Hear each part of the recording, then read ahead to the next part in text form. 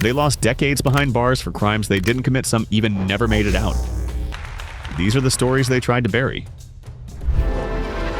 Richard Phillips spent more time in prison than anyone else in American history who was proven innocent 45 years.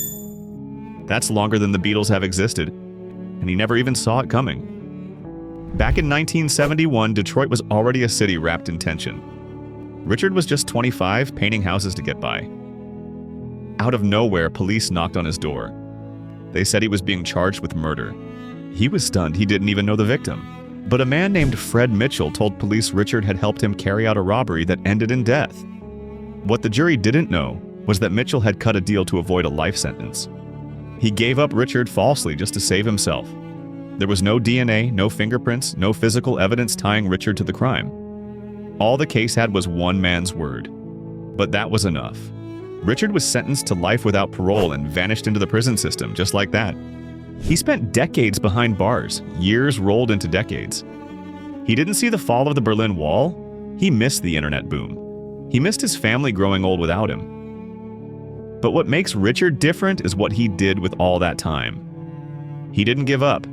He painted hundreds of vivid works filled with hope, color, and life. He said painting was what kept him sane. In 2014, a student working with the University of Michigan's Innocence Clinic discovered the key detail that changed everything Fred Mitchell had lied. The truth had been buried in files no one ever checked. A different man had already confessed to the killing, and Richard had never even been at the scene. In 2018, Richard finally walked free. He was 73. He stepped out into a world filled with smartphones, electric cars, and people who had never even heard of his name. But instead of bitterness, he brought his art. His paintings now hang in galleries, his story told beside each canvas. He even donated some of the profits to help other innocent people still behind bars. What's wild is that no one ever apologized on behalf of the system that failed him, and he never let that define him. As he once said, freedom is the most beautiful word in the English language, and after 45 years, he finally got to say it for himself. Andrew White was just 26 when his life stopped cold. In 1982, he was arrested in Manchester for the murder of Lorna Bates, a young woman found in a wooded area near his home. There was no hard evidence, just one person who said they'd seen someone similar nearby. That was enough for police to bring him in. He spent hours being interrogated alone, sleep-deprived, and starving. He later said they promised he could go home if he just admitted it. Under pressure, he broke. That so-called confession became the cornerstone of a case with no DNA, no fingerprints, and no real witnesses. The trial was quick. 2 weeks later, the jury heard about his confession and gave a guilty verdict. Appeals failed. The system saw no reason to question how those words were obtained. White was sentenced to life. Decades passed in silence. Andrew filed appeals, wrote to human rights groups, even reached out to the European Court, all ignored. It wasn't until 2019, when Innocence UK took up his case, that something changed. Hidden in an old police archive, they found a jacket from the crime scene that had never been tested. Modern DNA analysis proved what Andrew had always said: he wasn't there. The traces matched another man, Paul Henderson, already in prison for similar crimes. Henderson had lived near the scene and knew details never made public. In 2021, after 38 years, Andrew walked free. He was 65. His mother had died the year before, never knowing he was innocent. He had no home, no family left, just freedom. Today he lives in Manchester, learning how to use a smartphone, searching for words on Google, and figuring out how to exist in a world that moved on without him. It's scary and inspiring, he said, but I'm alive. And now, no one can take that away. In 1984, Daryl Hunt was just 19 when his photo hit the headlines in Winston-Salem, North Carolina. A young newspaper copy editor had been found murdered, and police were under pressure to solve the case. Hunt, a black man, quickly became their focus despite zero physical evidence and no motive. He was convicted based on the testimony of shaky witnesses and a confession that was never even recorded. For years, Daryl sat in prison for something he didn't do, while the real perpetrator remained free. Even when early DNA testing ruled him out, prosecutors insisted it didn't prove anything. It wasn't until 2004, nearly 2 decades later, that a more advanced DNA test identified the real attacker, a man named Willard Brown, who eventually confessed. Daryl was freed the following year. When he stepped out of prison, he didn't scream or rage. He became a voice. He traveled the country speaking about justice, forgiveness, and broken systems. "You can't get justice," he once said, "if you're invisible." Daryl Hunt didn't just regain his freedom, he gave others a reason to believe they might too. So Thomas Rener James didn't fit the profile. Back in 1990, he was arrested in Miami for a murder that happened during a home robbery. The only problem? The real suspect had the exact same name, and honestly, no one in the system seemed to care enough to double-check. There was zero forensic evidence tying Thomas to the crime. But, a lineup ended up confusing the witnesses, and they picked him just because he shared the name of the man they were actually looking for. Even when Thomas insisted he'd never set foot in that apartment complex, he was convicted and sentenced to life. For years, he filed appeal after appeal. But it wasn't until 2021 that a Florida journalist stumbled on his case and started digging. What she found was just wild documents showing that police had been warned early on that they had the wrong man. In April 2022, after 32 years in prison, Thomas was finally exonerated. In interviews, he never lashed out. "I knew I was innocent," he said. "I just didn't know if anyone else would ever care." It was a clerical mistake, a name error, the kind of thing that should have been fixed in minutes. Instead, it stole a lifetime. Anthony Ray Hinton was working in a warehouse in Alabama when he got arrested back in 1985. Police said he'd committed 2 murders during separate robberies. Their proof? A revolver found in his mother's house, never mind that it hadn't been fired in years. The state's whole case rested entirely on these so-called ballistic experts. They claimed the bullets from the crime scene matched the old gun. Anthony, who had never even been arrested before, was convicted and sentenced to death. For 30 years, he sat on death row, alone in a 5-by-7-foot cell. For the first 15 years, nobody listened. But when the Equal Justice Initiative took over his case, they brought in top forensic experts who all agreed the bullets couldn't have come from that gun, not even close. In 2015, the Supreme Court finally ordered his release. He walked out smiling, arms stretched wide, and said, "The sun does shine." He later wrote a book by that name. And that book, a story of survival, humor, and hope, has become required reading in schools across the country. Anthony's case shows how one faulty opinion, one lazy test, can nearly kill an innocent man. And still, he forgave. Hate, he says, doesn't get you out of prison. Love does. Carlos de Luna was just 20 years old when he was arrested in Corpus Christi, Texas, for the murder of a gas station clerk in 1983. He said he was innocent, said the real killer was another man, Carlos Hernandez, who not only had a history of violent crimes, but had actually bragged to people about getting away with this very murder. But police didn't bother looking for Hernandez. They had de Luna, and that was enough. The case against him was honestly paper thin. No blood, no fingerprints, no murder weapon. The only evidence was a shaky eyewitness ID made in the dark, yet de Luna was sentenced to death in less than a year. He was executed in 1989, still insisting they had the wrong man. It wasn't until decades later that journalists from Columbia University took a closer look and uncovered piles of missed leads, including proof that Hernandez had confessed to multiple people and had a long rap sheet that somehow never made it into court. The investigation became the subject of books, documentaries, and headlines. It's now considered one of the clearest examples of a wrongful execution in U.S. history. De Luna didn't live to see the truth come out, but his case helped fuel a wave of doubt about capital punishment that continues to grow today. Ronnie Long spent more time behind bars than some people spend on Earth before they retire. In 1976, he was convicted of a crime he didn't commit in Concord, North Carolina, and he stayed in prison for 44 years. There was no physical evidence tying him to the crime. In fact, much of the evidence collected fingerprints, hair samples, and even semen all pointed away from him. But none of it made it to the defense. The jury never heard about any of it. Ronnie was black, the jury was all white, and the police were under pressure. That combination led to one of the longest-running injustices in modern American legal history. Decade after decade, Ronnie filed appeals. He never confessed, never stopped fighting, even when parole boards told him to show remorse to have a shot at freedom. But he wouldn't say sorry for something he didn't do. Then in 2020, a federal court finally admitted what should have been obvious evidence had been hidden. His trial was unfair and justice had been denied. Ronnie was released after 16,000 days in prison. When he stepped out, he was nearly 65 and the world was a different place. He married his longtime partner who had stood by him for years? He smiled, laughed, and went for a walk without fences for the first time in 4 decades. Asked what freedom felt like, he paused and said, "It feels like being seen."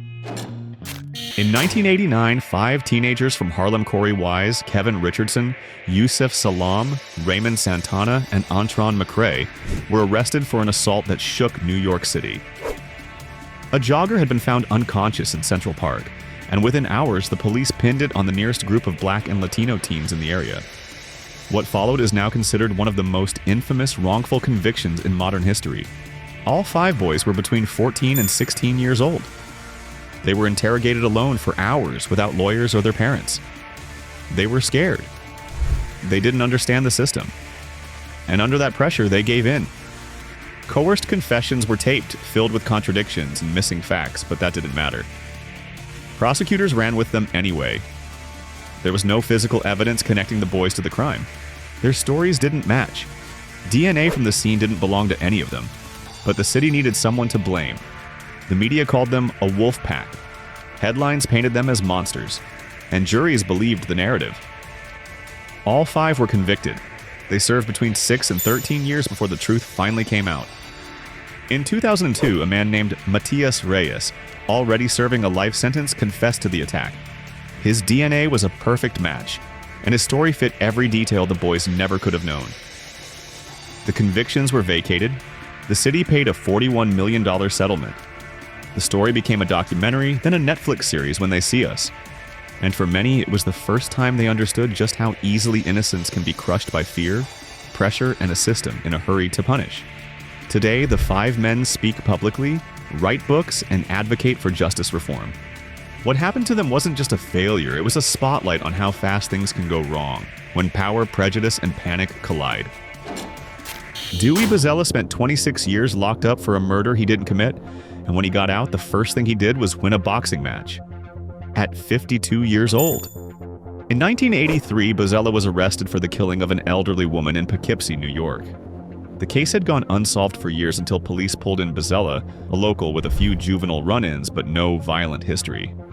The evidence? None. Just 2 jailhouse informants who claimed Bazella had confessed. Those same men later admitted they lied to get lighter sentences for themselves. Even though fingerprints at the crime scene didn't match Bazella, and even though key documents that could have cleared him were hidden, the jury convicted him, and he was sent away. In prison, Dwey didn't give up. He earned a college degree, mentored younger inmates, and trained in boxing, a sport he loved since childhood. His dream? One real professional fight. He kept refusing parole because it required him to admit guilt. "I'd rather die in prison," he said, "than say I'm guilty for something I didn't do." Finally, in 2009, the Innocence Project uncovered the hidden evidence, including witness statements and official reports that proved someone else was likely responsible. Dwey was exonerated and released. 2 years later, in front of thousands, he stepped into the ring for his first and only pro boxing match. He won by unanimous decision. Dwey's story isn't just about injustice, it's about grit, discipline, and refusing to let the world define you. When he left the ring, he raised his gloves high and said, "This is the greatest night of my life." And you could feel that it wasn't just about boxing. It was about finally being seen for who he really was. Ricky Jackson was just 18 when his life was stolen. Back in 1975, a businessman was killed in broad daylight in Cleveland, Ohio. Police scrambled for answers, and they landed on Ricky along with his 2 friends, Wiley and Kwame Ajamu. All of them were black teens. None of them had anything to do with the crime. The case against Ricky rested entirely on one thing, the testimony of a 12-year-old paperboy. That boy said he saw Ricky commit the murder. What no one asked or cared to find out was that the kid was half a block away, watching from behind a bus windshield in the rain. There were no fingerprints, no weapon, no physical evidence. Just the words of a scared kid under pressure from detectives. Ricky was sentenced to death. He spent years on death row until Ohio ended the practice for cases like his, and his sentence was changed to life. But the walls didn't move. He stayed in prison for nearly 4 decades. Then in 2011, the unbelievable happened. The same man now in his 40s came forward and admitted he lied. He said police had threatened to arrest his parents if he didn't name someone. He said he'd carried the guilt for decades. That confession broke the case open. By 2014, Ricky was exonerated. After 39 years in prison, he walked out into a world that barely looked the same. Cell phones, the internet, digital, everything, it was all new. But his attitude? Unshaken. "I don't hate the kid," he said. "He was just a kid, but the adults, they knew better." Ricky now speaks at schools and justice events. His calmness, his clarity, and his refusal to let anger shape his future make his story unforgettable. Of all the wrongful convictions in American history, his remains one of the longest, and one of the clearest reminders of how fragile truth can be, especially when adults let pressure speak louder than facts. On the morning of his first day of senior year, 17-year-old Marty Tankliff found his mother dead and his father barely alive in their Long Island home. He did what anyone would do. He called 911, tried to help, waited for answers. But within hours, police decided Marty had done it. They told him his father had died a lie and pushed until the teenager started to doubt himself. They said maybe he had blacked out. Maybe he didn't remember doing it. Under pressure, Marty said things that sounded like confessions but weren't. Still, it was enough. He was charged with double murder. At trial, prosecutors painted him as a rich, spoiled kid who snapped. They ignored other suspects, including a business partner of Marty's father, who owed him a lot of money. The jury convicted him. Marty was sentenced to 50 years to life. But Marty refused to fade. From prison, he researched law, wrote letters, found allies. Over time, private investigators dug up bombshells witnesses who said other men confessed, details pointing straight to that business partner, and proof that Marty's so-called confession had been manipulated. In 2007, his conviction was overturned. 17 years after his arrest, he walked free. Later, prosecutors admitted the case had been flawed from day one. Marty didn't just leave prison, he turned into a legal advocate. He went to law school, graduated, and now fights for people in the same spot he once was. His case has been studied in universities and even referenced in legal dramas. Because it's more than just a miscarriage of justice, it's a story of a kid who was punished for trusting the police. Kevin Strickland had never even been to the crime scene. But in 1979, that didn't matter. He was convicted of a triple murder in Kansas City, Missouri, based almost entirely on the word of one witness. That witness later recanted, saying she had been pressured by police. But the damage was done. Kevin was sentenced to life without the possibility of parole for 50 years. He always said he was at home watching TV when the murders happened. No physical evidence ever connected him to the crime. The fingerprints, the gun, all pointed elsewhere. Still, he sat in prison year after year, ignored by a system unwilling to admit a mistake. The state's own prosecutors eventually came forward, saying Kevin was innocent. The original investigators, even the judge who sentenced him, later agreed. But the Missouri Attorney General continued to fight his release, arguing that new evidence wasn't enough. It took a public spotlight, national media coverage, millions of petition signatures, and a push from the Midwest Innocence Project to finally tip the scale. In 2021, a judge ruled that Kevin had been wrongfully convicted. He was released after 43 years behind bars. Kevin was 62 when he walked free. He had never owned a cell phone, never seen the internet. He received no immediate compensation from the state. But his calm demeanor and quiet strength made headlines. "They robbed me of my life," he said, "but I'm not going to let them take my soul." His case exposed just how long the truth can be buried and how slow justice can crawl even when the facts are crystal clear. Craig Kohley's story began on Veterans Day, back in 1978, when police in Simi Valley, California, responded to a pretty gruesome crime.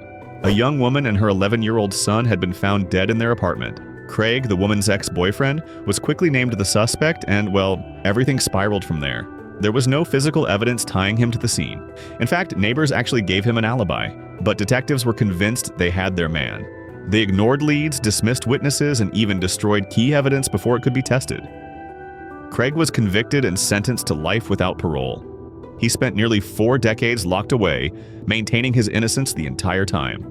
His case might have stayed buried if not for one determined police chief who decided to reopen it in 2015. The results were honestly shocking. New DNA tests found someone else's biological material on the bedsheets. A re-examination of the scene showed there was just no way Craig could have done what he was accused of. Witnesses who had been dismissed early on were finally heard, and everything pointed to a different, unknown suspect. In 2017, California's governor issued a full pardon. Craig walked free after 39 years behind bars, older, quieter, but still standing. He later received $21 million in compensation, one of the largest settlements of its kind. What makes Craig's case especially haunting is how easily it could have been avoided.